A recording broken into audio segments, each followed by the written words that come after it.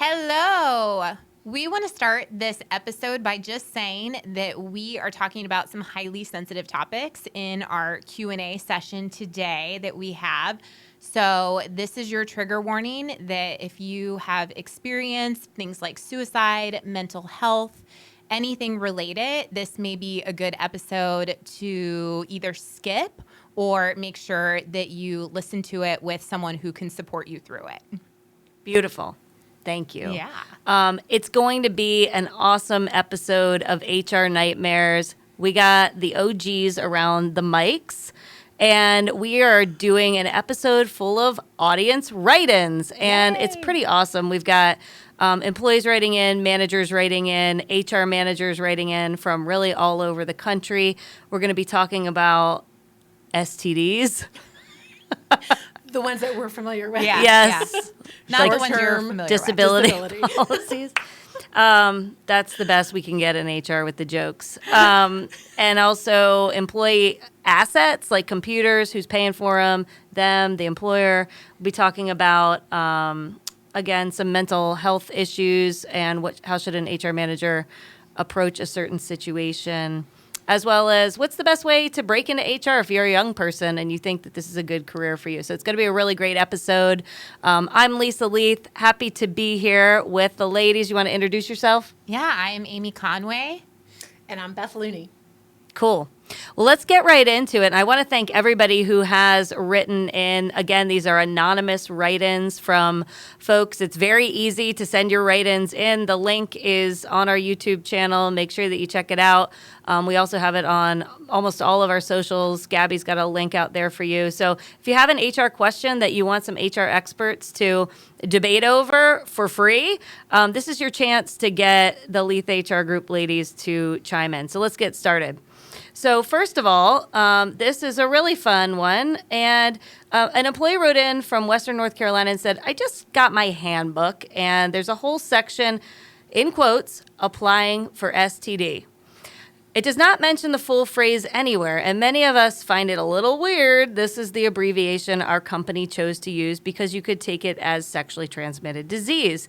Example, you are responsible for filing your STD claim with the carrier, and how you're going to get your payment for STDs. Does this seem weird to your team? It just doesn't look right to us. Ha! We are so involved. It's like, you ask us, we're like, yeah. STD. Yeah, we've got them. Short-term disability. We offer that, right? We're all about it. We can get you qualified for STDs, right?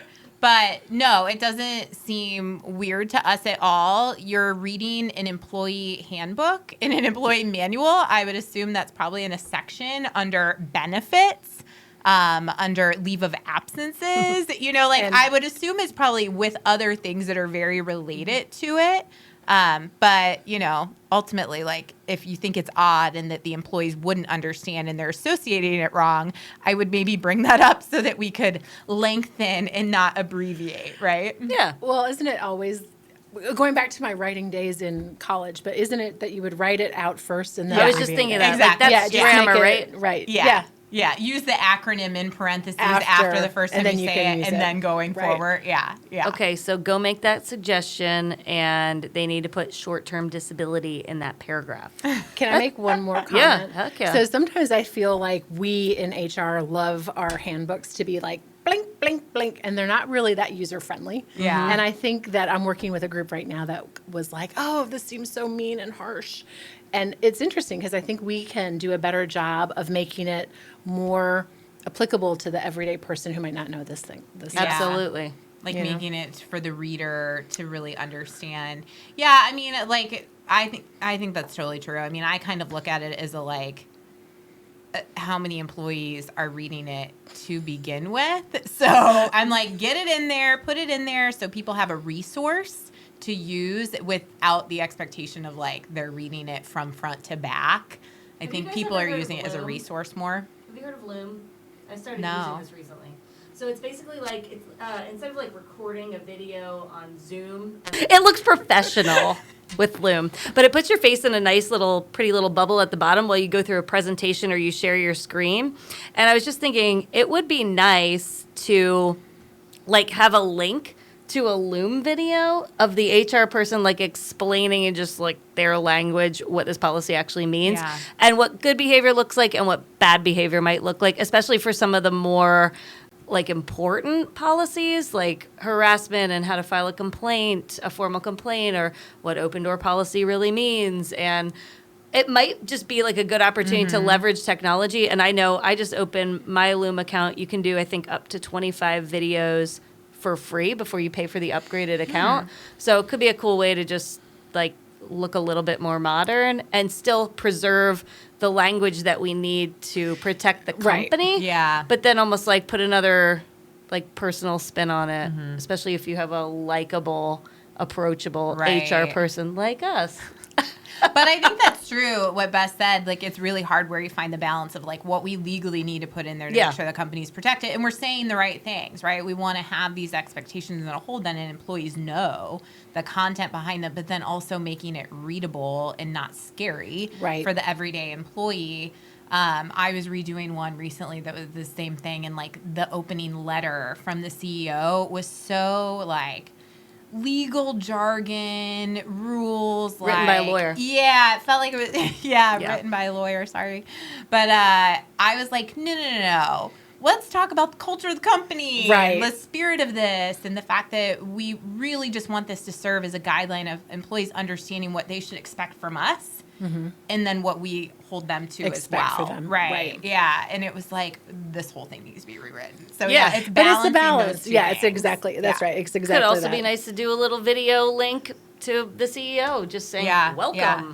And this is not meant to be scary. These are guidelines. Yeah. Use technology. I have to say, like, I work for a pretty big corporation. I know I've talked about it on this podcast before, but, like, our code of conduct was, like, pretty short. It was pretty to the point. And sometimes I write things that are, like, really, so I always go back and I'm like, well, we didn't have that. We basically were like, we do not tolerate this. Point blank. That's it. Like, that was all it said. No, like, explanation of what that means. It was just like, not a lot of legal jargon. So just it was like pages super of short it, and digestible because the employees were like, oh, okay. I mean, I just can't discriminate against And I think that's something too, like if you go out and you Google a policy, or even if you go to SHRM, which is a great repository of good human resources, like human resources.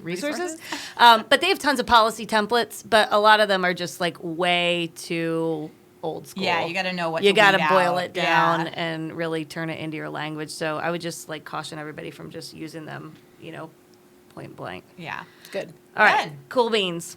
All right, let's talk about assets, who's responsible for purchasing assets. And this sounds like it's kind of like a W-2 employee. So I'm working for a university. They didn't give me a company phone or laptop, which I thought was different from other previous employers. So we actually don't know, like, are they a contractor? Are they like a W-2 employee? But I'm assuming they're a W-2 employee because it says employer.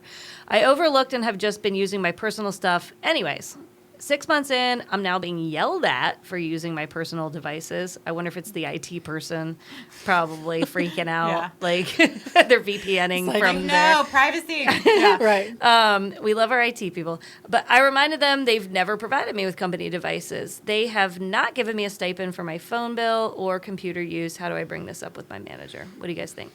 Yeah, so it was interesting. I dealt with this with a client recently, and the employees were kind of like bringing in their own laptops when we have desktops also there. So I'm like, well, I don't understand. Like, are they just bringing this in because it's easier to type on? So it's like I think for the employee, like their MacBook is just an easier what they're used to kind of thing. Right. Yeah. Technology. So therefore they've got some of their stuff that they're doing and transferring it over. And so it's just us going back in and saying, actually, we'd rather you not do that.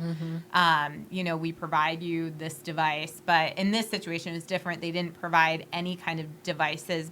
So I guess I'm just wondering, like, how do they expect people are to they work? at a desk? Like, are they at a desk where they have a telephone and are expected to use? Because I'm confused in general if you're any kind of remote or, if you're expected to use those things and then you weren't given those things, of course, then you would ultimately the employee's going to use their own stuff. So why yell at them afterwards? Well, hey, here's an idea. Don't yell at people. And then also after 6 months, like maybe you would check in and say, hey, Joe, looks like you're using your own computer. Maybe a week in, right? Yeah, Not 6 months in. Yeah. I was thinking, I'm like, it sounds like a really bad job onboarding somebody. Right. Remember we placed, I won't say for which company, a healthcare company, we placed a recruiter there.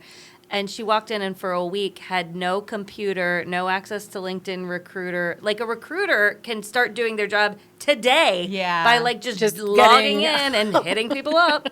And so that, man, they lost like a whole week of productivity on a pretty expensive recruiter just from doing a bad job onboarding. But it sounds like this was another sort of like just miss.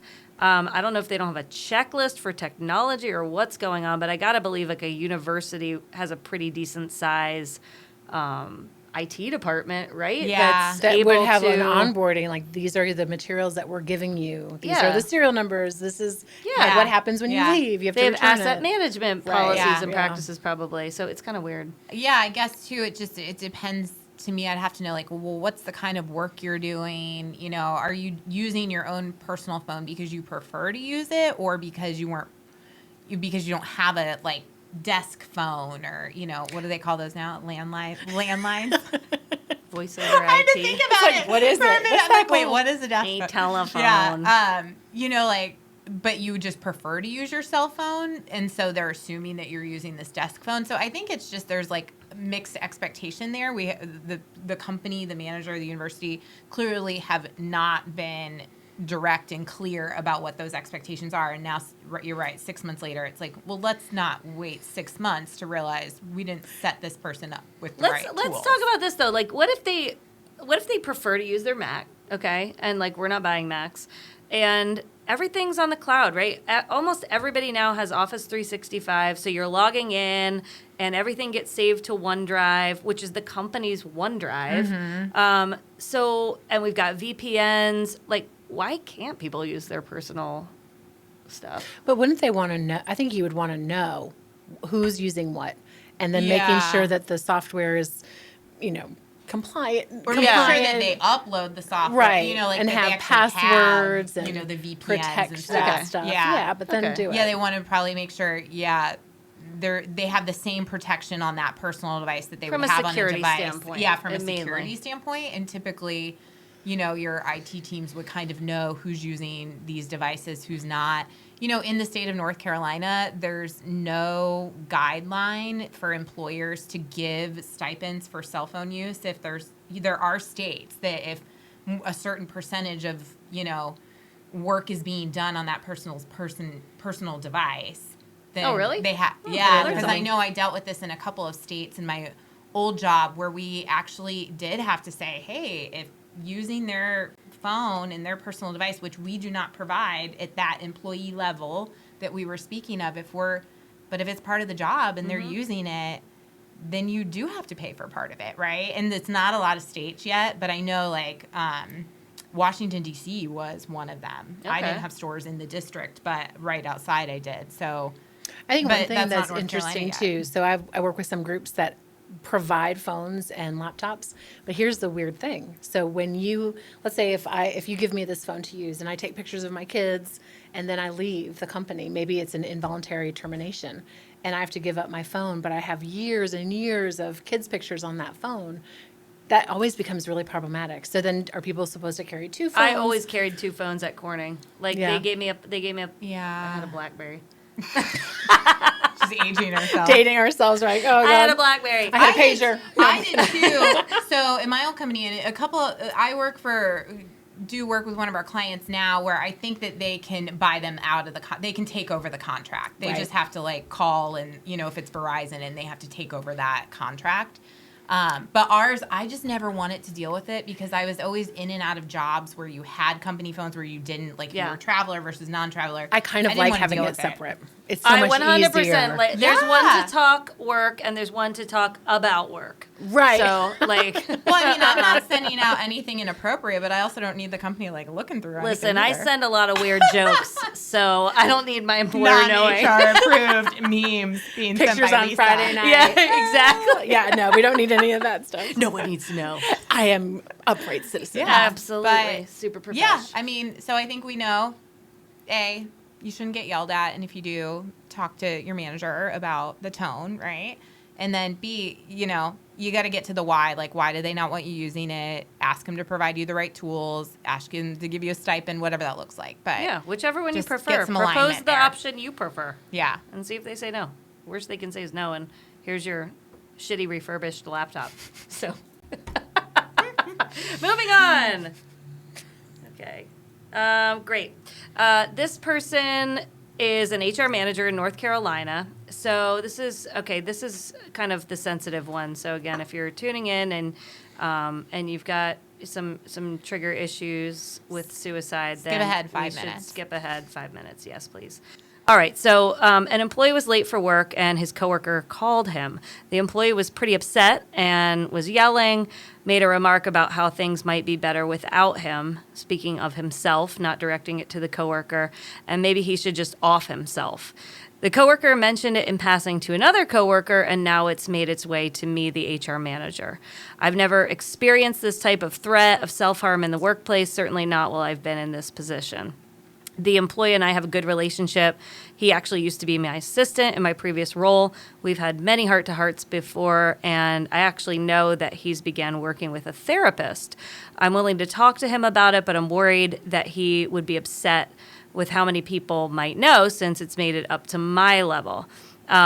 This HR manager goes on to describe that they are actually dealing with just some kind of personal issues and trauma from their own past and want to make sure that they're able to detangle how they approach this specific situation and not sort of like revert back to the trauma that they experienced themselves as a young person, but approaching it appropriately as an HR manager. And so the question is, where's the line between overreacting and not doing my duty? And I think this is a great scenario. I've been in this scenario many times before, and it's hard on everyone. But my first reaction is, if you know, you must do something. Yeah, absolutely. What do you guys think? That happened to me too when I was Yeah. really young in my career. And it was one of those things that was so shocking that you're just like, oh my gosh, what do I do? And I knew I couldn't sit on it, So I had to, I wasn't in any position. Yeah. I was really low level first job, and I had to report that to somebody. So I think you're exactly right. It has to be reported. And then the other thing I think we all need to remember as HR professionals, we're not therapists, Yeah. and we might have great hearts and warm, but maybe just getting them to the right person is all we can do. Yeah.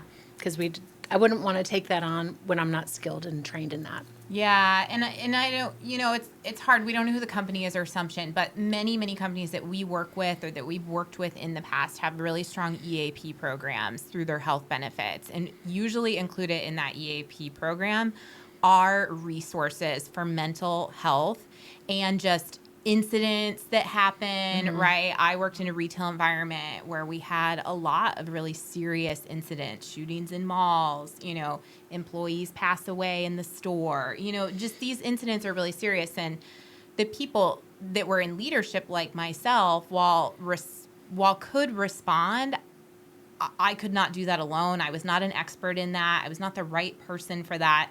And we could call that EAP number and ask for someone to come to us and help, right? So part of that EAP is not only your own personal, maybe you get 3 or 5 mental health, appointments with a therapist, right? But also there's that like emergency person too that can come out and actually come to you, right? Come to your location. So maybe that's not needed in this situation, but I want HR people to know that and to look into that and don't wait till an emergency happens to find out if you've got that. And the resource. other thing is when you're doing your open enrollment, it's so inexpensive to get in. Yeah. Yeah, and you could tack it on to most like principal and guardian It's such and a great program to have. UHC. Yes. Yeah. So if you don't have an employee assistance program, EAP, then make sure you're asking your broker the next time you're negotiating your next benefits package. Yeah. I would say too, maybe you don't offer benefits because you're just a small business, and the thing is, if you really truly care about this person and they've kind of caused a scene, you should talk to this person about like, hey, I know you bought that new Ford Mustang. Like, why don't you think about like dedicating and putting some cash aside to go take care of whatever you're dealing with? And like, I can recommend some resources for you around town. I know lots of, I know good therapists, or maybe you should talk to your primary care physician about finding a therapist that's going to be a good fit for you, whether it's through telehealth or around town. But like, it's worth the cash to go get help and save your life. So Yeah. if you can be a good influence on somebody to go get the help they need, that's really the obligation and your duty as an HR manager and a human being that cares about this person. Obviously, this HR manager does care because this person used to work for him or her previously, and they say they're willing to have this, tough or uncomfortable conversation. But you got to do something. There's also lots of like non-for-profit groups. Yeah. There's a lot of free resources too. Yeah, and absolutely. This is not well known at all. The United Way has, in most communities, has an extension 211. You can dial it from literally any phone. It connects you with a licensed social worker that will navigate the messy health and human services system on your behalf, listen to your story, digest your story, and go and hook you up with the appropriate resources. So even if you feel ill-equipped or you don't know great therapists around town to recommend to your folks, have them call 211. In fact, dial it yourself and see if it works in your community, wherever you're listening from. But my bet is United Way's 211 does work, and we got to use it. It's free. Yeah. I liked the other piece of that question that they said, they've made a scene and now they're back and they're embarrassed to come back to work. That's happened to me with some of the employees that I've worked with. And I really felt so badly for them because they did make a scene, right? And it was going to be really embarrassing for them to come back after this giant incident. And I think that something like yelling, or like I've had somebody an adult throw his phone down the hallway, and we had to talk about that. But I think it's hard, like in those incidents, to get out of your head and like realize like people will let it go if you can come back in and get back to some kind of normal routine, and like people will let it go quicker than you think, but that's really hard when you're the one in the moment and you think you're so embarrassed. Yes. I liked working though with the person's direct supervisor and making a plan. Like, hey, this is how we're going to approach this because this person is embarrassed. It's just being human. Like, I love that how it's like so basic. It's like, be human, right? Yeah. Well, and I think the part of this question was that HR manager had his own personal trauma and situations that happened in his life with suicide. So it was going to be maybe triggering for him to have these conversations, him or her, I don't know who it is, but, to have these conversations. So I think you have to know where the boundary is between, HR, what your obligation is you got to know what you can handle too. And you got to think, okay, I'm the HR manager, so it's my role to make sure this person gets taken care of in a really thoughtful way and gets the right resources, and that resource may not be you, right? So it's being able to say, is there somebody else in the business that would be better equipped to have this conversation, to reach out to this employee? Is this where I reach out to the employee and say, hey, I go through the situation, but then I say, I would like to, connect you with some other resources because I think they're able to better handle that than I am because of my own experience, right? So it's like you just have to be honest and direct and just start taking a little bit of action. And it's hard when you're a new HR manager because these are really sensitive topics, but you get better and more confident handling them as you go through some of these. And I think there's no harm in saying this is going to really bring me to the point of a triggering situation for myself. Yeah. And I might not be the person to handle this. Yeah, get because your I own- think and sometimes get your you own feel. resources. Sometimes I think you feel like, especially if you're new in the profession, Yeah. I've got to do it all. This and is you part of my don't. job. Like Yeah, I've got to be the one to do it. There's nobody Right. else. But you've got other people on the team you got to lean on too. And like you said, HR. Yes, we do a lot of things, but mental health professionals and. When it gets to that line in any conversation with any employee, when you're like, okay, this is crossing kind of where I'm comfortable being the right person to have this conversation. And we shouldn't play substance abuse counselor or mental health Divorce therapist. attorney. Right. Yeah. What we No. should ask is, do you need help? Yeah. Do you need resources? Yeah. Can I help you get those resources? And that's it. This is an interesting thing. I just recently worked with a group that actually brought in a chaplain, like a fractional chaplain group. And at first I was a little bit concerned because I felt like I didn't want to promote Like one you felt like it was religion. tied to religion. Yeah. And so I really had a great sit down conversation with this chaplain. And basically, that person kind of is a connector to a lot of community resources. Yeah. And so I love that. And that might be an option too. I know that they have, I think it's a national company, this Yeah, chaplain. I have a friend here that does that. Yeah. That's another idea as well. Yeah. I definitely take advantage in any traumatic situation of bringing a professional therapist on site. If someone commits suicide, even outside of work, someone dies, that's like on the team, and that is traumatic for different people in different ways. Someone's in a safety incident, is hospitalized in a coma, passes away. Someone, does something egregious, and people are trying to deal with it. I know, like in healthcare, there was a helicopter that went down, not in this area, but outside of the area. But the people who worked here, it's like a family almost, like a military family almost in this industry. And so they brought in a guy who knows how to have these kinds of conversations and draw people's emotions out so that the company could deal with it and help them deal with it. So it's so important. If you think, I wonder if I should bring somebody in, just do it. Bring and use somebody it in, free. 100%. I use that, like, phone a professional. Yeah. A lot. When you're doing riffs, when you're reducing people off the staff, having when you're them doing on reorgs. site and just being able to say, hey, they're in this conference room Yeah. all day.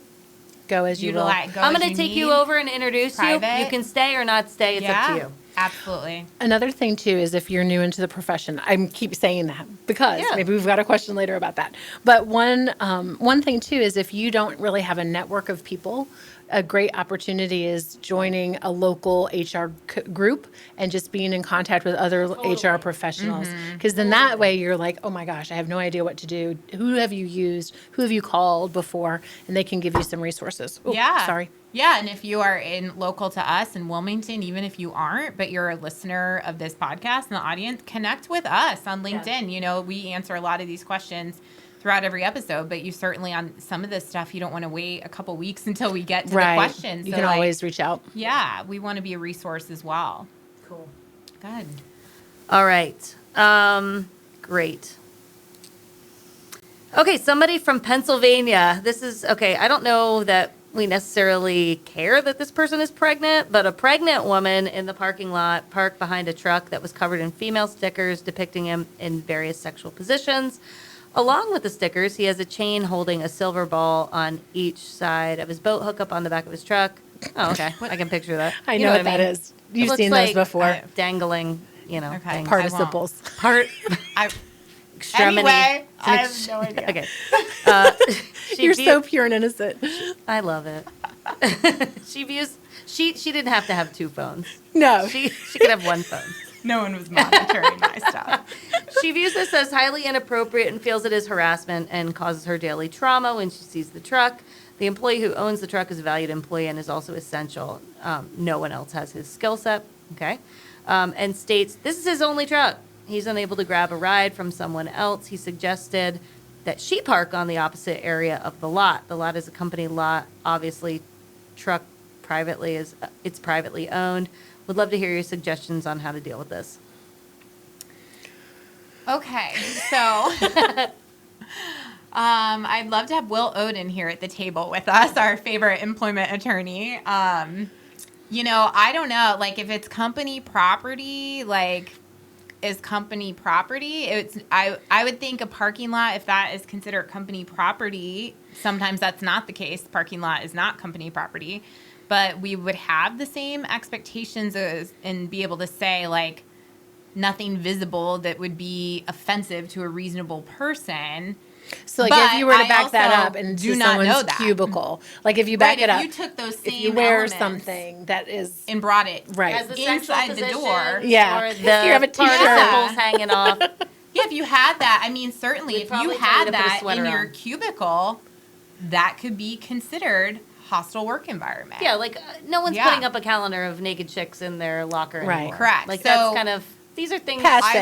we don't do in the will cubicle. just state right off the bat, I do not know if that would be also considered. I know that inside the building, yeah. It probably would be. In a parking lot on his personal vehicle. Especially it's in Pennsylvania. I don't know that. I don't know. I don't know.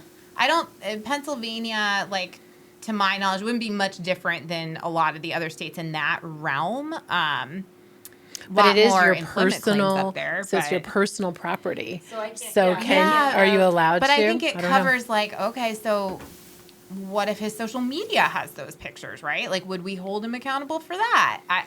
These are things like you Right. kind of have to unwind there. Honestly, this is one like you would want. If I were the HR person that got this complaint, I would have to like phone a friend and call some resources. Yeah. This would be in my old days. I would have like called my employment attorney Yeah. that was on speed dial and been like, hey, let's talk through this one. Yeah, it is different than social media, though. And by the way, anyone listening, go lock down your freaking social media privacy settings and don't be friends with everybody at work.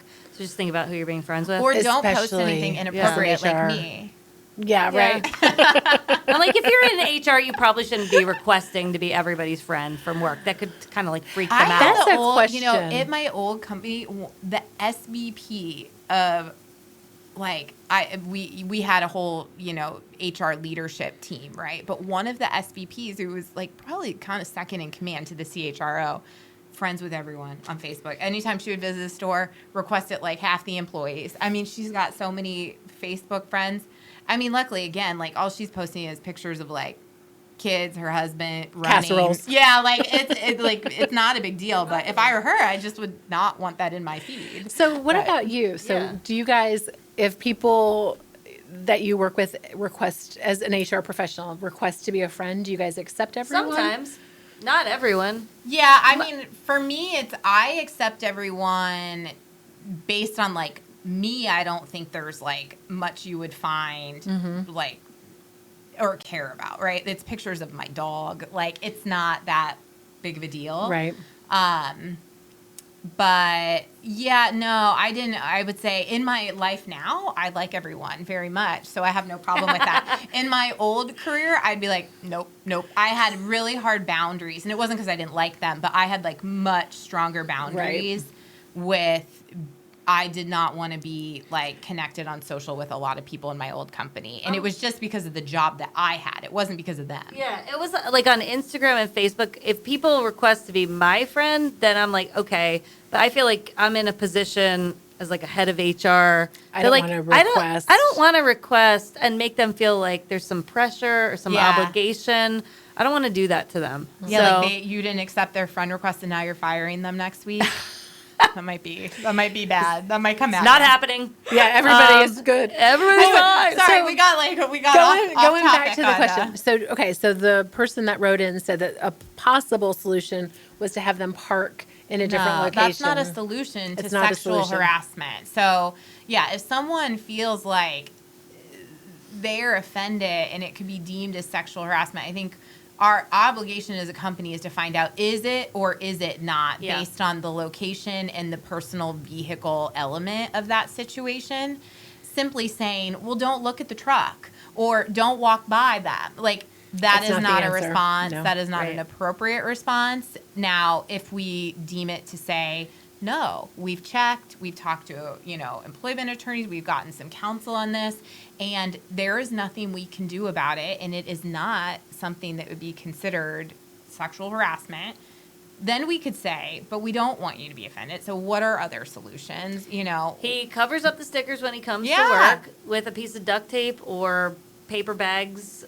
I don't know. Just paper cover bags it over the up. truck. Put Over- a cardboard box over Put a that. cardboard Yeah. box up. Like, I don't know. Well, the other just thing is, take like, the do you really want to be stickers the off your guy with truck. the dirty, like, Yeah. sexy women? Like, I think is that to really me, your game? I would be more Maybe it is. concerned just the employee of like the level of professional demeanor that you have in the workplace, and like this is part of it. It's the way you present yourself. It's all part of it, right? And people taking you as a professional person and are having a hard time with this one. And I think obviously we would see easy solution is if I was told something was offensive on my car, I'd be like, oh my gosh.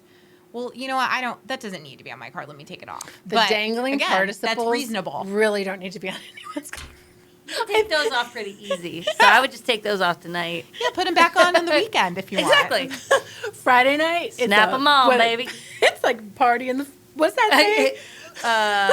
Business in the front, party in the back. So it's Yeah. business during the week, party on the weekends. That's what I'm doing right Maybe now. you can back that truck up into like a branch or tree in the brush. Yeah, you know, or like park pull off in. property. I don't Park know. off property. Yeah, Uber for to sure. work. There's options. I don't know. I Just mean, take I the think stickers though, off. what we want to make sure we're clear with is like when it comes to sexual harassment and those kind of things, you know, the solution really has to be not on the part of the person who's offended, you know, like for them to be less offended. And to be like, honest, that's not a solution. Like I was Exactly. thinking about it, I don't have any kind of policies, and really, I don't think any of the handbooks that I've ever written about like what's appropriate to put up in your cube or in your office or on company property. Just kind of that blanket statement about like what's appropriate on company property. So Yeah. it might be smart to go and like look at adding something. But it to all of our probably says handbooks. it in like your sexual harassment. Like if you have bullets does under say there, it it in would the say sexual on probably. company property.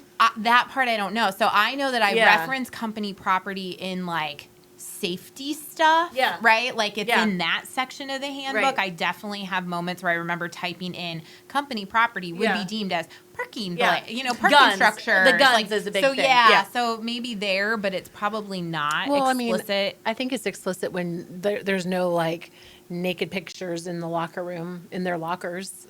That maybe was in something. I mean, it Yeah. can't be what is it? Vulgarity. Yeah. Blah, blah, blah, Yeah, blah. yeah. That So word. it's in there. It's just like it's that whole element of it's on a car in a parking lot, and is that not the workplace, right? Yeah. To me, Contact an It attorney is. I in think your it's location. the workplace. It So yeah. The stickers gots to go. All right. Okay, North Carolina. Oh, this is a big flub. Our HR department head sent an email to 150 plus personal employee email addresses with an attachment containing the social security numbers, date of births, address, 401k balances, etc. Oh wow. I don't know if that like Wow. includes. I don't know what etc. is. Anything like, personal. Yeah, That's like my husband's social, salaries. like my dependents' salaries. I've had that. Bonus, happen. yeah, I mean, good lord. not Okay. Our C-suite has only asked everyone, please delete the attachment. How would you handle this situation since they evidently are struggling with it? Well, I think there's a lot of things. We Re- talked about read this for a like, minute. what's the retraction of the emails? They never Recall. work. Recall, The recall never doesn't works. work. Well, even if somebody can open it and it can still show as a recall, and you can All still, the as long as recalls you I've open the ever- one before you open the recall. I've read all the recalls. So those don't work, but sure, should you do that? Step one, should just do sure, it. try to recall it to as many as you can. B, get that list of who it went out to and ask every single one to come in and show you that they've deleted it, right? But what if you work at a plant with 8,000 Listen, people? yeah, it's like how reasonable It's is that? not I mean, I reasonable. think the best thing they can do to show mistakes happen. Mm-hmm. Like this stuff gets leaked from third parties, from internal. I mean, that was a huge screw up. But mistakes happen, and you've got to fall on the sword a little bit and apologize and do what's right. And like we talked about this for a minute before we started recording, and it is like, you know, you got to pay for like 6 months or 1 year of privacy monitoring services. What's that called? LifeLock. LifeLock. Yeah, something. ID Credit monitoring, ID theft identity protection. theft. You know, you'd like to hope that every employee deletes it and doesn't use it. I think you also but have yeah. to. I think one thing, I might be wrong, but I remember this has happened to me in the past, and we had to write. There's a form you have to let everybody know that their data has been You do, breached. yeah, That's yeah. something that you have to do first. But yeah, admit it. Admit when you've You made do, a mistake. yeah. There's no hiding from We it. had It's a a data bad breach. mistake. This is how we're reacting. I wonder if there's We take this like, seriously. We talked a couple of times before about just security insurance, and I wonder if like any kind of, I don't know. They said 150 plus employees, but like, what if it went to 8,000 employees? Right. Would an insurance policy cover something like a LifeLock? Maybe. It might. So yeah. might want to just check into that. Yeah, I had it happen in my, former company, and we had actually a contractor that was doing some work for us. There was a major leak. We all got, 80,000 employees. We all got an email to, Yeah. we didn't know. We didn't really know. We could not confirm or deny, what happened to that data, but we knew it was breached, right? We don't think anything was used, but we weren't taking that risk. So it was like, here, employees, here's the link to enroll in your free 24-month or whatever of credit monitoring and privacy monitoring. And we were all like, yep, sign me up. A government agency leaked employee confidential information, and they actually ended up paying for a lifetime subscription of identity theft protection. Yeah. Well, then that also goes back to in the very beginning, make sure you've got a plan and a policy to avoid this, right? So you need to be working with your IT team, and what are the protocols? What are the safety protocols, and how can that be avoided? It happens a lot. You always are reading the news about things like that. Good point. The IT person could probably get into they have an admin user account. They could get into everyone's computer and go delete it out. Delete. And if it's a company asset, that is your right. You can let them do that. Yeah. Mm-hmm. Yeah, and what you can't confirm is, has that list already been printed off and used somebody? Right. So then you would use secondary protection and be able to say, here's the steps we took. Yeah. Our IT, they're going into every single account, blah, so you blah, can't blah, get blah, sued. blah. But as a second step, because we can't ensure that everyone didn't see this before it was deleted, right, is we're doing this. So that's the right thing to do, is to take many actions. Admit your mistake. And admit. Well, that's my question. Dear. I'm like, I wonder, did the HR person rat on themselves, or did somebody rat on them? Well, I'm sure the minute it got sent, but you their also boss think, was like, oh my God, everybody knows my salary. I hate to blame. I know I just said mistakes can happen, but what file were you pulling that had all that information, and for what purpose? Yeah, send all. Who is pulling reports with Social Security number? It is not necessary. With socials, I don't pull anything with socials, but I do pull kitchen sink reports all the time, just for budgeting purposes or. Yeah, but you're not sending it to everyone. Pay disparity purpose. Hell no. I don't even send that stuff to the people in the room that could see it. And definitely not. I'm oh, no, I'll pull this up when we're in the room together. Right. I'm just so cautious on anything that has mostly comp data, because I don't really pull a lot of most HR, HRIS systems, they have the socials are blocked out. Yeah, that's so they're always blocked out. Yeah, so, unless and you have to hit the eyeball, and then you have to see. Yeah, exactly. I don't know. Not a great situation, though. Sorry to whoever that happened to. Yikes. You still have a job. That's the day when you need an extra cup of coffee. Oh, my God. Or a cocktail. Coffee. Yeah, cocktail. You're just like, holy crap, this is what I've done. Have you ever been to Diamonds? It's a great place for wings if you're ever in Wilmington, North Carolina. Okay, because I know it as a gentleman's club. I know. I was like, well, short-term disability. No, but they have the 2 phones. It's one of the best slogans ever, and I got to get a T-shirt with this. 2-phone Lisa. But it said, "Move over coffee. This is a job for alcohol," and that is what this person deserves. Yeah, we should find out who it is and send them a bottle of wine. Yeah. Tell this person to go to Diamonds. All right. Lastly, and this is a super fun one to answer, and thank you to everybody who wrote in for this show dedicated to audience write-ins. You challenged us. I love it. And I learned some things, which I always love days like that. Any advice, and this is from our TikTok audience, which I absolutely love, Gabby Plumet, TikTok famous. We have a couple of little clips out there that have hundreds of thousands of viewers. We're looking for sponsors. Atlas HR, I'm totally tagging you. Let me know if you want to sponsor an episode or two. Any advice for new grads who decided they want to get into HR? Many require 2+ years of HR experience for entry-level positions like an HR assistant, which is so silly. I know. So what's our advice to people that want to get into HR besides don't? Just kidding. No, I'm just kidding. Make sure you really like people's problems, right? Lisa always says, people always say, oh, I'm in HR because I love people. And Lisa always says, well, you got to like people's problems. That's a little bit more about what HR does, right? People's problems. Oh. But yeah, I think you just got to keep looking. I think that when it says 2 years of experience, don't be frustrated. Make a connection at those companies.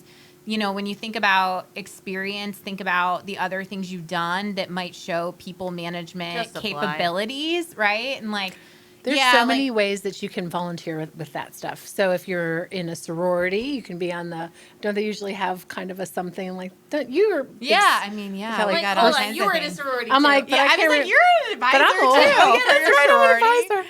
There is. And I'm on the. But I'm on the personnel committee of my sorority. Yeah, Okay, like, there is. But you I can think, volunteer for that.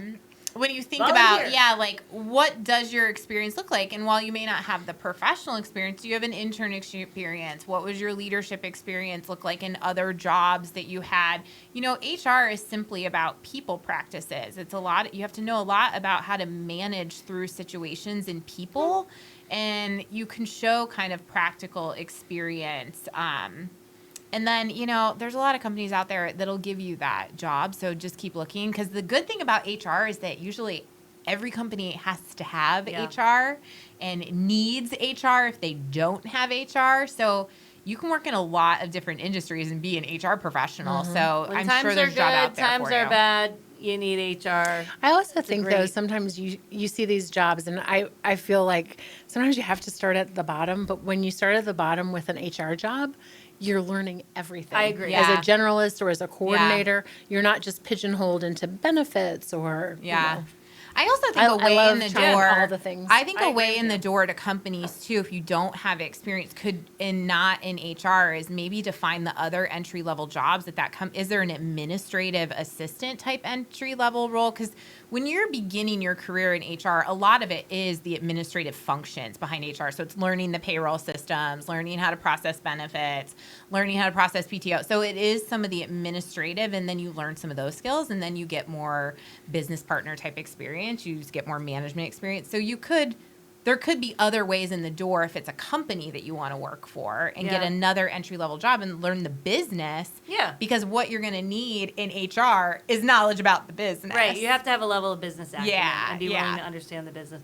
The only thing I'd probably caution people about, like, trying to use like an administrative assistant role as like an entry point is, I know, people play old tapes a lot, and so it's hard to change people's mind that, like, you're a secretary or horrifying you're word. an HR. And, like, I have a paranoia about, like, proving, especially to people in small business, that HR isn't administrative in nature. It's a strategic business partner, and we all know this. But, like, so I think there are definitely other ways in, but administrative assistant, maybe. Yeah, maybe. Yeah. Like my old company, we pulled great HR assistants out of like the store admin jobs. Yeah. Because they just knew so much about the business and already about the people. And like that was a skill. Sometimes it was assistant manager jobs. So it was kind of like looking for those other entry level jobs. And it's really about the personality and, does that person use good sound judgment? We can teach you all the rest. Yeah. And if you're in college and you can't find an internship, that will pay you, I know my first internship was, I worked for free.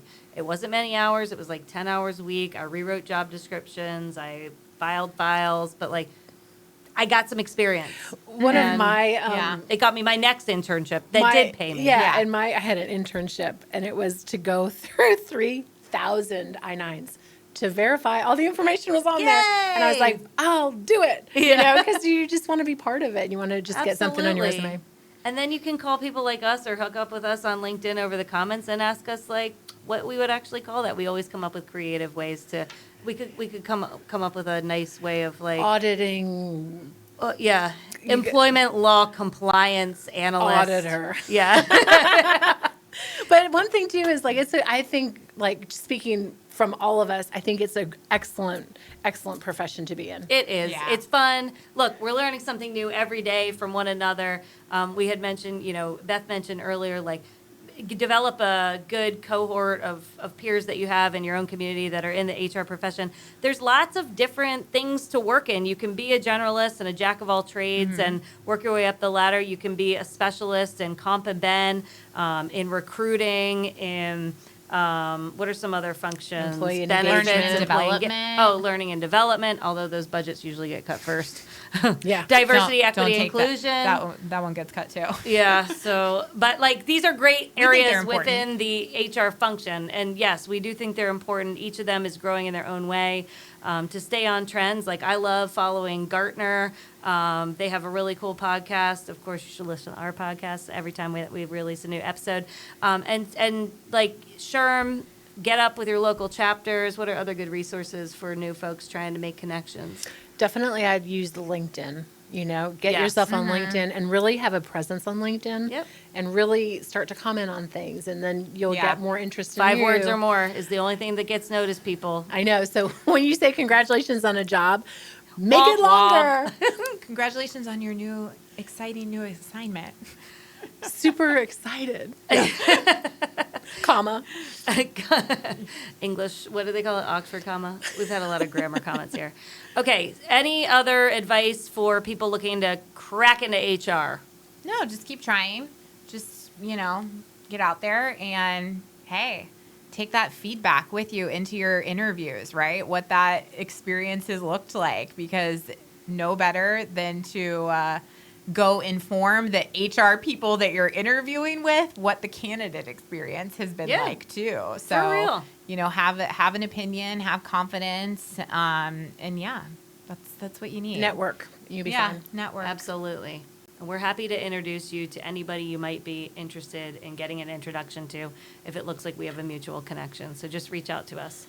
Thank you very much for tuning in. This is another episode of HR Nightmares. If you like what you heard, please hit subscribe on YouTube. We're more fun to watch on YouTube.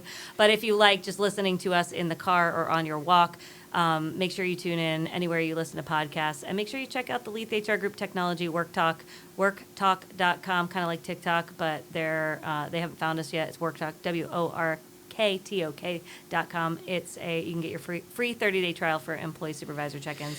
That's it. Have a good one.